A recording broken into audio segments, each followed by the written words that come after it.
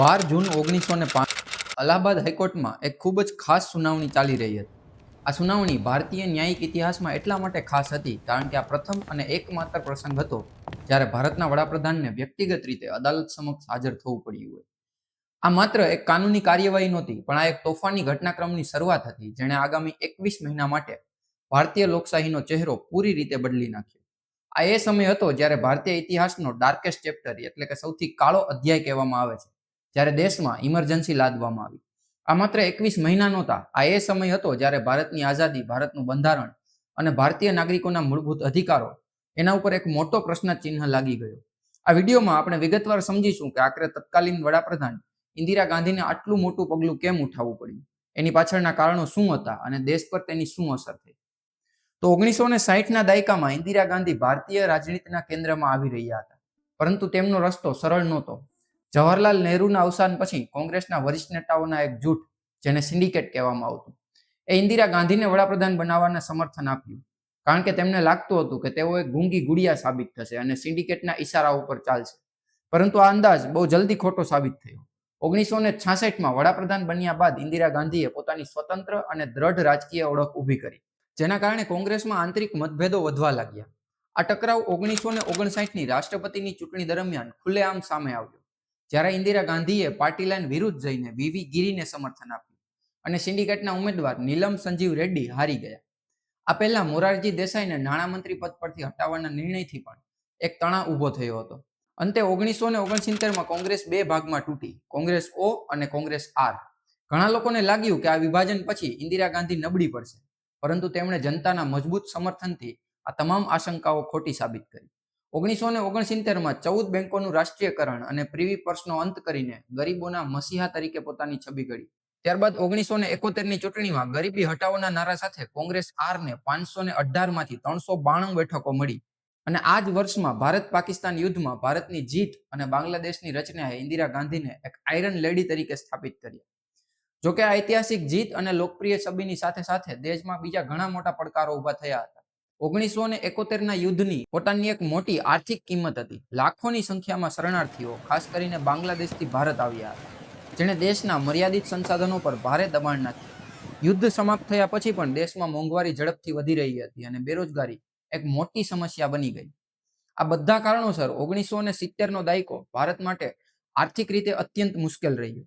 દેશમાં મોંઘવારી આસમાને પહોંચી રહી હતી અને 1973ના ઓઇલ ક્રાઇસિસ એટલે કે જે તેલ સંકટ હતું, એણે આખી દુનિયાની ઇકોનોમી પર અસર કરી અને તેની અસર ભારતમાં પણ જોવા મળી. પેટ્રોલ અને ડીઝલની કિંમતો ઘણી બધી વધી, જેથી રોજિંદી દરેક વસ્તુ મોંઘી થઈ અને સામાન્ય માણસનું જીવવું મુશ્કેલ બનતું ગયું. બેરોજગારી સતત વધી રહી હતી અને ગરીબી તેની ચરમસીમા પર હતી. શહેરી અને ગ્રામીણ વિસ્તારોમાં લોકો ખૂબ પરેશાન હતા. મજૂરો સતત હડતાલ કરી રહ્યા હતા. ટ્રેડ યુનિયનોએ સરકાર સામે મોરચો માંડ્યો હતો. આ વધતી આર્થિક મુશ્કેલીઓ અને જનતાની નિરાશાને કારણે સરકાર સામે અસંતોષ ધીરે ધીરે વધી રહ્યો હતો, જ્યાં જનતાનું શરૂઆતનું સમર્થન ધીરે ધીરે ગુસ્સા અને નિરાશામાં બદલાઈ રહ્યું હતું. આ દરમિયાન દેશની આર્થિક સ્થિતિ પણ સતત બગડતી જઈ રહી હતી. મોંઘવારી, બેરોજગારી અને અસંતોષે જનતાના ગુસ્સાને સડકો ઉપર ઉતારી આવ્યો.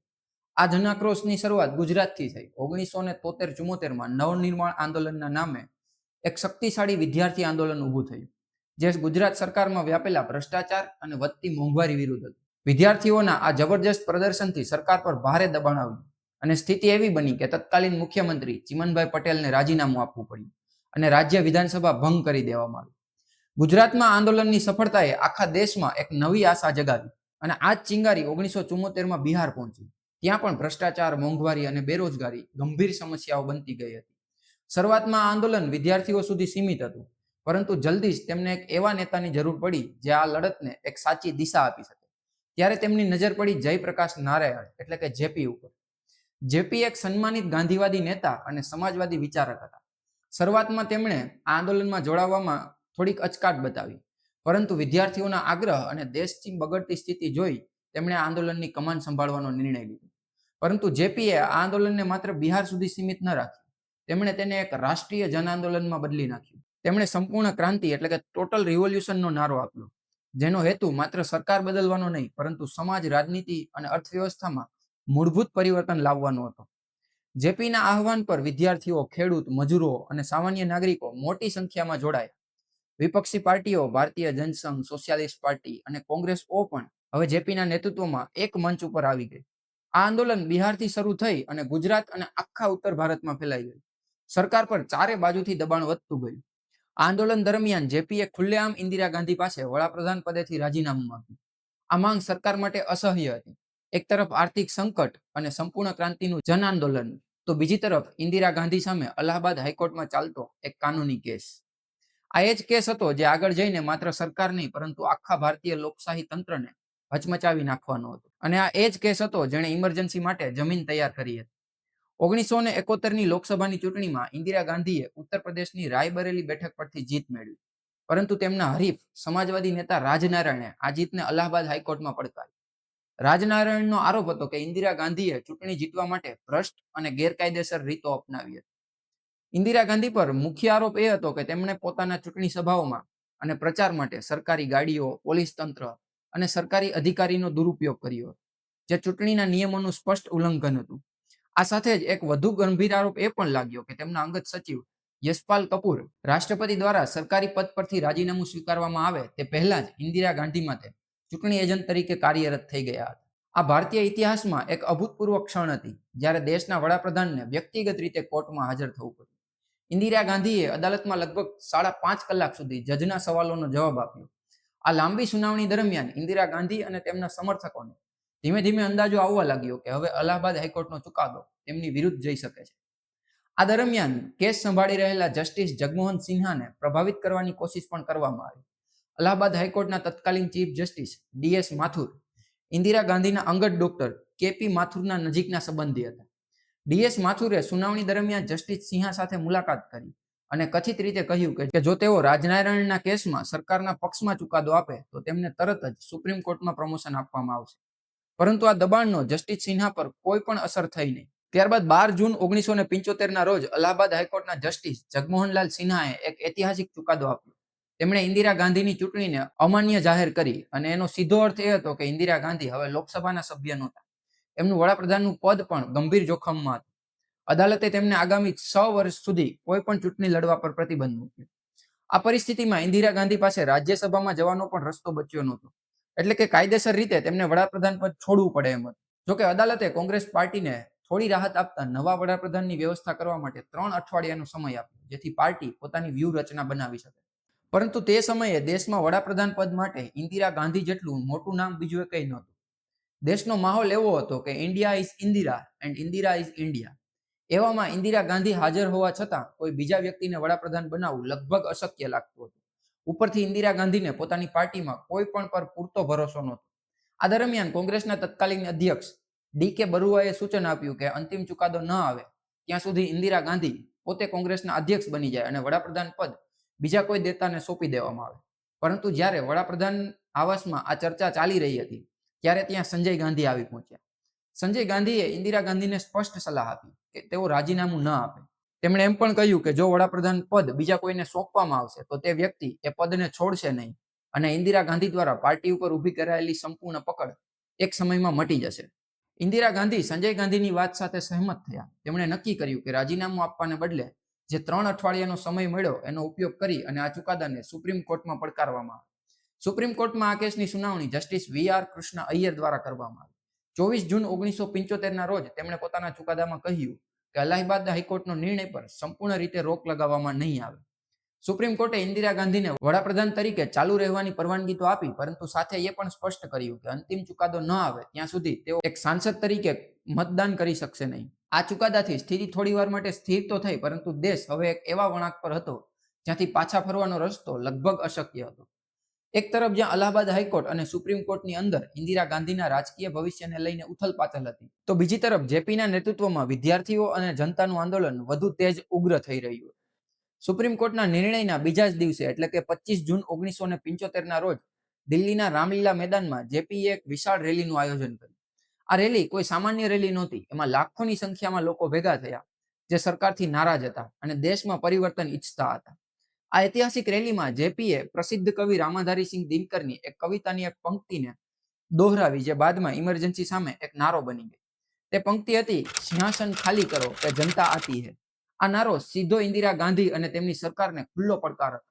જેપી આ રેલીમાં સેના, પોલીસ અને સરકારી કર્મચારીઓને પણ સરકારના ગેરબંધારણીય અને અનૈતિક આદેશને ન માનવાની અપીલ કરી. તેમણે કહ્યું કે હવે સમય આવી ગયો છે જ્યારે સરકારે જનતાની વાત સાંભળવી પડશે અને બદલાવ લાવવો પડશે. રામલીલા મેદાનની આ રેલી સરકાર માટે એક સીધી અને ગંભીર ચેતવણી હતી. ઇન્દિરા ગાંધીને લાગ્યું કે જો હવે તરત કોઈ મોટું પગલું નહીં ઉઠાવવામાં આવે તો આ સ્થિતિ તેમના નિયંત્રણમાંથી બહાર જઈ શકે અને તેમની સરકાર ભાંગી શકે એમ છે. આ રેલી જ તે અંતિમ ચિંગારી બની જેણે ઇન્દિરા ગાંધીને ઇમરજન્સી લાદવાનો નિર્ણય લેવા માટે મજબૂર કરી. હવે ઇન્દિરા ગાંધી પર દરેક બાજુથી દબાણ વધી રહ્યું હતું. એક તરફ વડાપ્રધાનની ખુરશી છોડવાની હતી તો બીજી તરફ જેપીની લીડરશિપમાં વિદ્યાર્થી આંદોલન મોટું થઈ રહ્યું હતું. તેમને સમજાતું નહોતું કે આ મુશ્કેલ સ્થિતિમાંથી કેવી રીતે બહાર આવવું. આ દરમિયાન તેમણે એ સમયના પશ્ચિમ બંગાળના મુખ્યમંત્રી સિદ્ધાર્થ શંકર રોય સાથે વાત કરી. સિદ્ધાર્થ શંકર રોય એક અનુભવી વકીલ અને બંધારણીય બાબતોના મોટા જાણકાર માનવામાં આવતા. તેઓ તે સમયે દિલ્હીમાં જ હાજર હતા. ઇન્દિરા ગાંધીએ તેમને પૂછ્યું કે આ રાજકીય સંકટને પહોંચી વળવા માટે બંધારણીય રીતે શું કરી શકાય.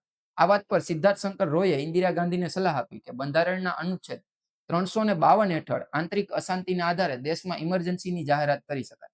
તેમણે એવું પણ સૂચન કર્યું કે આ માટે સીધી રાષ્ટ્રપતિ સાથે વાત કરી શકાય અને તેના માટે કેબિનેટ બેઠકની જરૂર પણ રહેશે નહીં. સિદ્ધાર્થ શંકર રોયે ઇન્દિરા ગાંધીને સમજાવ્યું કે આ પગલાથી તેમણે તમામ બંધારણીય સત્તા મળી જશે અને તેઓ વિરોધીઓને સરળતાથી કાબૂમાં કરી શકશે. ઇન્દિરા ગાંધી પોતાના પુત્ર સંજય ગાંધી સાથે પણ આ મુદ્દે સતત સલાહ લઈ રહ્યા હતા. સંજય ગાંધીએ પણ રાજીનામું આપવાને બદલે કોઈ કડક પગલું ભરવાની તરફેણ કરી હતી. આ તમામ સલાહો પછી ઇન્દિરા ગાંધીએ દેશમાં ઇમરજન્સી લાદવાનું મન બનાવી લીધું. 25 જૂન 1975ની રાત ભારતીય લોકશાહીના ઇતિહાસમાં એક કાળો વળાંક બની ગઈ. દિલ્હીના રામલીલા મેદાનમાં જેપીની હુંકાર અને કોર્ટના ચુકાદાથી વધતા દબાણ વચ્ચે મોડી રાત્રે ઇન્દિરા ગાંધીએ તત્કાલીન રાષ્ટ્રપતિ ફખરુદ્દીન અલી અહેમદ સાથે મુલાકાત કરી. કોઈ પણ કેબિનેટ મીટિંગ કે સલાહ વગર તેમણે રાષ્ટ્રપતિને બંધારણના અનુચ્છેદ 352 હેઠળ નેશનલ ઇમરજન્સી લાદવાની ભલામણ કરી.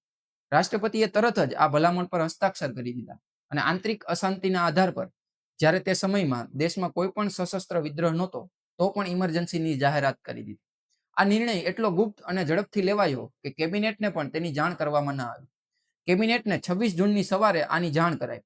અડધી રાત્રે જ કાર્યવાહી શરૂ થઈ. સૌપ્રથમ દેશના મોટા અખબારોની ઓફિસોની લાઇટ કાપી નાખવામાં આવી જેથી કોઈ પણ સમાચાર છપાઈ શકે નહીં. ત્યારબાદ પોલીસે મોટા પાયે ધરપકડ શરૂ કરી. જયપ્રકાશ નારાયણ, મોરારજી દેસાઈ, અટલ બિહારી વાજપેયી, લાલકૃષ્ણ અડવાણી સહિત તમામ મુખ્ય વિપક્ષી નેતાઓને અડધી રાતે તેમના ઘરેથી ઉઠાવીને જેલમાં નાખી દેવામાં આવ્યા. આ પાછળ હેતુ સ્પષ્ટ હતો કે દરેક વિરોધી અવાજને ચૂપ કરાવવો. બીજા દિવસે 26 જૂનની સવારે આખા દેશને ઓલ ઇન્ડિયા રેડિયો પર ઇન્દિરા ગાંધીનો સંદેશ સંભળાયો. भाइयों और बहनों, राष्ट्रपति जी ने आपातकाल की घोषणा की है. इससे आतंकित होने का कोई कारण नहीं है. તેમણે કહ્યું કે રાષ્ટ્રીય સુરક્ષા અને એકતા માટે આ પગલું જરૂરી હતું, પરંતુ હકીકતમાં આ આપાતકાલનો મૂળ હેતુ સત્તા બચાવવાનો અને વિરોધીઓને દબાવવાનો હતો. 26 જૂનની સવારે બોલાવાયેલી કેબિનેટ બેઠકમાં વાતાવરણ અત્યંત ગંભીર હતું. 8 કેબિનેટ મંત્રીઓ અને 5 રાજ્ય મંત્રીઓને આપાતકાલની જાહેરાત આપવામાં આવી અને ધરપકડ કરાયેલા નેતાઓની યાદી આપવામાં આવી. આખી બેઠકમાં માત્ર એક જ મંત્રીએ પ્રશ્ન પૂછ્યો, તત્કાલીન સંરક્ષણ મંત્રી સ્વર્ણસિંહ. તેમનો પ્રશ્ન હતો કે આ ધરપકડ કયા કાયદા હેઠળ કરવામાં આવી અને જવાબ બહુ ટૂંકો અને અસ્પષ્ટ હતો. કોઈ ચર્ચા નહીં, કોઈ મતદાન નહીં. પીએન ધર પોતાની પુસ્તક Indira Gandhi the emergency and Indian ડેમોક્રેસીમાં લખે છે કે આ ઐતિહાસિક બેઠક માત્ર અડધા કલાકમાં પૂર્ણ થઈ, જે સ્પષ્ટ કરે છે કે નિર્ણય પહેલેથી જ લેવાઈ ચૂક્યો હતો. બેઠક બાદ ઇન્ફોર્મેશન એન્ડ બ્રોડકાસ્ટિંગ મંત્રી ઇન્દ્રકુમાર ગુજરાલ બહાર આવે છે. ત્યારે તેમણે જોયું કે સંજય ગાંધી ત્યાં હાજર હતા. સંજય ગાંધીએ તરત જ શિક્ષણ મંત્રી નૂરલ હસનને આદેશ આપ્યો કે યુનિવર્સિટીમાં આરએસએસ પ્રત્યે સહાનુભૂતિ ધરાવતા તમામ પ્રોફેસરની યાદી તાત્કાલિક આપવામાં આવે. આ દ્રશ્ય સ્પષ્ટ કરતું હતું કે કોઈ પણ સત્તાવાર પદ વગર પણ સંજય ગાંધી ઇમરજન્સી દરમિયાન કેટલી શક્તિશાળી ભૂમિકા ભજવી રહ્યા હતા. આપાતકાલની જાહેરાત પછી જે થયું તેણે આખા દેશને આઘાતમાં મૂકી દીધો. આગામી 21 મહિના દરમિયાન દેશમાં એક એવો માહોલ ઉભો થયો જ્યાં લોકશાહી સાચા અર્થમાં કેદ થઈ. સરકારે આરએસએસ અને જમાતે ઇસ્લામી જેવા મોટા સંગઠનો ઉપર પ્રતિબંધ મૂક્યો અને તેમના હજારો કાર્યકર્તાની ધરપકડ કરવામાં આવી. આ સમયગાળામાં લગભગ 1 લાખથી વધુ લોકોને જેલમાં નાખવામાં આવ્યા, જેમાં માત્ર રાજકીય નેતા નહીં પરંતુ સામાન્ય નાગરિકો, વિદ્યાર્થીઓ અને ટ્રેડ યુનિયનના સભ્યો પણ હતા.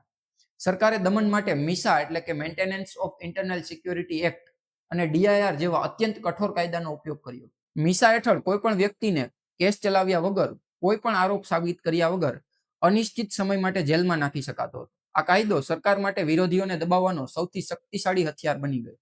ઇમરજન્સીની સૌથી ગંભીર અસર નાગરિકોના મૂળભૂત અધિકારો ઉપર પડી. બંધારણના અનુચ્છેદ 19 અને અનુચ્છેદ 21 જેવા મહત્વપૂર્ણ અધિકારોને સસ્પેન્ડ કરી દેવામાં આવ્યા. અને એનો અર્થ એ થયો કે હવે લોકો પાસે આ અધિકારોની રક્ષા માટે અદાલતમાં જવાનો પણ હક નહોતો.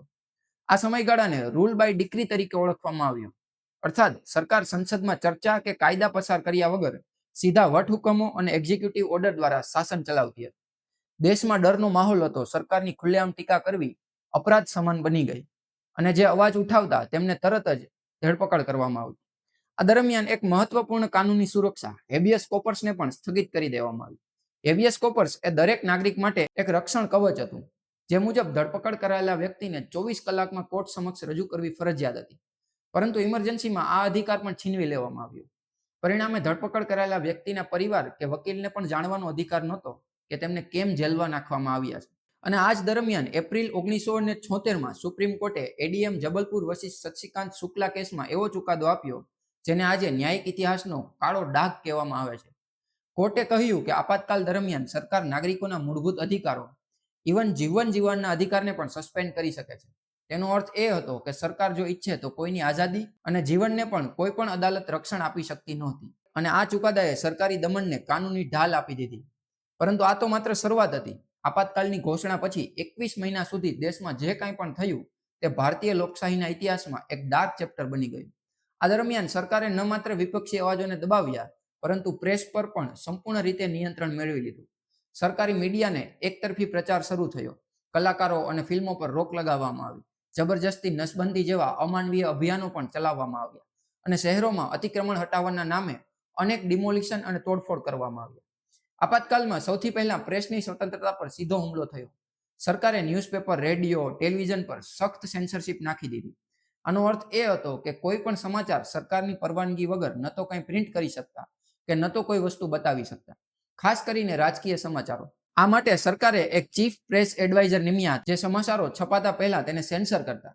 પત્રકારોને સતત ધમકીઓ આપવામાં આવતી અને સરકારના નિર્દેશોનું પાલન ન કરવા બદલ લગભગ 250 પત્રકારોની ધરપકડ કરવામાં આવી. અહીં સુધી કે ઘણા બધા વિદેશી મીડિયા સંવાદદાતાઓને પણ દેશની બહાર કાઢી મૂકવામાં આવી અથવા તો ધમકીઓ આપવામાં આવી. ઇન્દિરા ગાંધીએ સાર્વજનિક રીતે કહ્યું હતું કે પ્રેસની આઝાદી ખતમ થઈ નથી, પરંતુ જવાબદારી સાથે આઝાદી હોવી જોઈએ. પણ હકીકતમાં પ્રેસ પૂરી રીતે સરકારના નિયંત્રણમાં હતી અને સરકારી ટીકાની કોઈ પણ ગુંજાઈશ છોડવામાં આવી નહોતી. વિપક્ષી નેતાઓ કે સરકારના ટીકાકારોને જનતા સુધી પહોંચવા માટે કોઈ પણ જગ્યા મળતી નહોતી. જનતા સુધી પહોંચતી દરેક જાણકારીને નિયંત્રિત કરવામાં આવી, જેથી લોકોને ખબર જ ન પડે કે દેશમાં વાસ્તવિક રીતે શું થઈ રહ્યું છે. આ લોકશાહીના ચોથા સ્તંભ પર સીધો હુમલો હતો, જેનો ઉદ્દેશ સરકારની છબી જાળવી રાખવાનો અને વિપક્ષના અવાજને શાંત કરવાનો હતો. આપાતકાલ દરમિયાન ઇન્દિરા ગાંધીએ દેશની આર્થિક સ્થિતિ સુધારવા અને જનતાને રાહત આપવા માટે એક 20 મુદ્દાનો કાર્યક્રમ જાહેર કર્યો. તેમાં લેન્ડ રિફોર્મ્સ, લઘુત્તમ વેતન અને ગરીબી નિવારણ જેવા વચનો પણ સામેલ હતા. પરંતુ આ જ સમયગાળામાં એક બીજો સત્તાનું કેન્દ્ર ઝડપથી ઊભું થઈ રહ્યું હતું અને તે હતા સંજય ગાંધી. સંજય ગાંધી કોઈ પણ બંધારણીય પદ ઉપર નહોતા, છતાં તેમની એક્સ્ટ્રા કોન્સ્ટિટ્યુશન ઓથોરિટી એટલી વધી ગઈ હતી કે તેમના આદેશો ઘણીવાર સરકારી આદેશોથી પણ ઉપર માનવામાં આવતા. તેમણે પોતાના 5 મુદ્દાનો કાર્યક્રમ અલગથી શરૂ કર્યો. સાક્ષરતા, વૃક્ષારોપણ અને દહેજ નાબૂદી જેવા કેટલાક સારા ઉદ્દેશ્ય હતા, પરંતુ તેમાં 2 મુદ્દાઓ ઇતિહાસમાં ક્રૂરતા માટે ઓળખાયા. એક હતું જબરજસ્તી નસબંધી અને બીજું હતું ડિમોલિશન. વસ્તી નિયંત્રણના નામે ચલાવવામાં આવેલું જબરજસ્તી નસબંધી અભિયાન ઇમરજન્સીની સૌથી અમાનવીય નીતિ બની ગયું. સંજય ગાંધીએ આ અભિયાનને વ્યક્તિગત રીતે લીડ કર્યું હતું. સરકારી કર્મચારીઓ માટે કડક ટાર્ગેટ બનાવવામાં આવતા, જે ન પૂરા થાય તો નોકરી જતી રહે અથવા તો પગાર રોકાઈ જાય. પરિણામે અધિકારીઓ લોકોને જબરજસ્તી પકડી અને નસબંધી કેમ્પોમાં લઈ જવા લાગ્યા. એક અંદાજ મુજબ ઇમરજન્સીના 21 મહિના દરમિયાન 80 લાખથી 1 કરોડ સુધી નસબંધી કરવામાં આવી, જે પાછલા વર્ષોની સરખામણીમાં અનેક ગણી વધારે હતી. ગરીબો, મજૂરો અને ગ્રામીણ વિસ્તારના લોકો ઘણીવાર તેમની મરજી વગર તો ક્યારેક કોઈ પણ પ્રકારના હેલ્થ ચેકઅપ વિના નસબંધી માટે લઈ જવામાં આવતા. કેટલાક કિસ્સાઓમાં તો 16-17 વર્ષના યુવકોની પણ નસબંધી કરવામાં આવી. ડર એટલો હતો કે ગામડામાં લોકો રાત્રે સુવાના બદલે ખેતરોમાં છુપાઈ જતા. આ અભિયાનથી ખાસ કરીને ગ્રામીણ વિસ્તારોમાં ડર, અવિશ્વાસ અને ભારે ગુસ્સો ફેલાયો. જમાતે ઇસ્લામી જેવા સંગઠને તેનો ખુલ્લેઆમ વિરોધ પણ કર્યો. અને આ ક્રૂરતાનું સૌથી ભયાનક ઉદાહરણ 18 ઓક્ટોબર 1976ના રોજ ઉત્તર પ્રદેશના મુઝફ્ફરનગરના એક ખાલાપર વિસ્તારમાં જોવા મળ્યું, જ્યાં રાત્રે 3 વાગ્યે લોકોની જબરજસ્તી ધરપકડ સામે ઉગ્ર વિરોધ થયો, જેને કાબૂમાં લેવા માટે પોલીસે સીધું ફાયરિંગ કર્યું. પરિણામે 42 લોકોના મોત થયા, અનેક ઘાયલ થયા અને શહેરમાં 3 દિવસ સુધી કર્ફ્યુ લાગ્યું. આ ઘટના આપાતકાલની ક્રૂરતા અને સરકારી દમનને એક કાળા અધ્યાય બની, જેને જોઈને આખું દેશ હચમચી ઉઠ્યું હતું. આ પછી આ જ દરમિયાન સમય જતા જતા ઇન્દિરા ગાંધીને પણ આ ઇમરજન્સી વધુ ને વધુ લાંબી થતી જતી હોય એવું લાગ્યું અને ક્યાંક ને ક્યાંક એમની જે છબી હતી આયરન લેડીની હવે એક ડિક્ટેટર તરફ વળી રહી હતી. અને આ જ બધી બાબતોને જોતા ઇન્દિરા ગાંધીએ ટૂંક સમયમાં જ એક નવી ચૂંટણીની જાહેરાત કરી અને આ ચૂંટણીની જાહેરાત પાછળ બે મુદ્દા હતા. એક તો જેમ મેં વાત કરી એમ કે તેમની છબી ધીરે ધીરે ડિક્ટેટરની થતી જતી હતી અને બીજી વાત એ હતી કે એમને કેટલાક એવા અહેવાલો મળ્યા કે જો હવે પછી ચૂંટણી થાય તો એમાં કોંગ્રેસની જીત લગભગ નક્કી છે. આ બધી બાબતોને ધ્યાનમાં રાખી અને ઇન્દિરા ગાંધીએ ચૂંટણીની જાહેરાત કરી અને આ જ દરમિયાન જે વિપક્ષી નેતાઓ જેલમાં હતા તેમને પણ છોડી મૂકવામાં આવ્યા. ઇન્દિરા ગાંધીની ચૂંટણી જાહેરાતના 5 દિવસ પછી એટલે કે 23 જાન્યુઆરીને 1977 ના રોજ જેલમાંથી મુક્ત થયેલા મુખ્ય વિપક્ષી નેતાઓએ એક ઐતિહાસિક પગલું ઉઠાવ્યું. કોંગ્રેસ ભારતીય જનસંઘ, ભારતીય લોકદળ અને સોશિયાલિસ્ટ પાર્ટી જેવા અનેક વિપક્ષી દળો મળી અને એક નવો રાજકીય પક્ષ જનતા પાર્ટીની રચના કરે છે. આ જનતા પાર્ટી એક થઈને ઇન્દિરા ગાંધી વિરુદ્ધ ચૂંટણી લડે છે. જયપ્રકાશ નારાયણ આ એકતા પાછળ એક મુખ્ય પ્રેરણા શક્તિ હતા અને મોરારજી દેસાઈ તેના મુખ્ય નેતા બનીને ઉભર્યા. જનતા પાર્ટીનો ચૂંટણી પ્રચાર પૂરી રીતે લોકશાહી વિરુદ્ધ સન્મુખત્યારશાહી એટલે કે ડેમોક્રેસી વર્સિસ ડિક્ટેટરશિપના મુદ્દા પર કેન્દ્રિત હતો. તેમણે આપાતકાળ દરમિયાન થયેલા હ્યુમન રાઇટ્સ વાયોલેશન, જબરજસ્તી નસબંધી અને રાજકીય દમનને મુખ્ય રીતે ઉઠાવ્યા. તેમનો સીધો અને શક્તિશાળી નારો હતો કે લોકતંત્ર યા તો તાનાશાહી. જનતા વચ્ચે આક્રોશ એટલો હતો કે લોકો હવે ખુલ્લેઆમ ઇન્દિરા ગાંધી વિરુદ્ધ પોતાની નારાજગી વ્યક્ત કરી રહ્યા હતા. માર્ચ 1977માં આ ચૂંટણીના પરિણામો આવ્યા અને આઝાદી પછી પહેલીવાર કેન્દ્રમાં કોંગ્રેસને ભારે મોટી હારનો સામનો કરવો પડ્યો. કોંગ્રેસ માત્ર 154 બેઠકો પર સમેટાઈ ગઈ જ્યારે 1971માં તેમને 392 બેઠક મળી હતી. બીજી તરફ જનતા પાર્ટી અને તેમના સાથીઓને જબરજસ્ત બહુમતી મળી. જનતા પાર્ટીએ એકલા હાથે 295 બેઠક ઉપર જીત મેળવી અને ગઠબંધન મળી અને 330 બેઠક ઉપર કબજો કર્યો. આ ભારતીય લોકશાહીના ઇતિહાસમાં એક અભૂતપૂર્વ ઘટના જેણે સાબિત કર્યું કે જનતાની શક્તિ સર્વોપરી હોય છે. આ ચૂંટણીમાં સૌથી ચોંકાવનારી વાત એ રહી કે ખુદ ઇન્દિરા ગાંધી રાયબરેલીથી અને તેમના પુત્ર સંજય ગાંધી અમેઠીથી હારી ગયા. મોરારજી દેસાઈએ 24 માર્ચ 1977ના રોજ ભારતના પ્રથમ બિન કોંગ્રેસી વડાપ્રધાન તરીકે શપથ લીધા. આ ચૂંટણીએ સાબિત કરી દીધું કે ભારતીય જનતા લોકશાહીના મૂલ્યોને કેટલી ગંભીરતાથી લે છે અને તે કોઈ પણ કિંમતે પોતાની સ્વતંત્રતાનું હનન સહન કરશે નહીં. ચૂંટણી પછી આપાતકાલને સત્તાવાર રીતે 21 માર્ચ 1977ના રોજ હટાવી લેવામાં આવ્યું.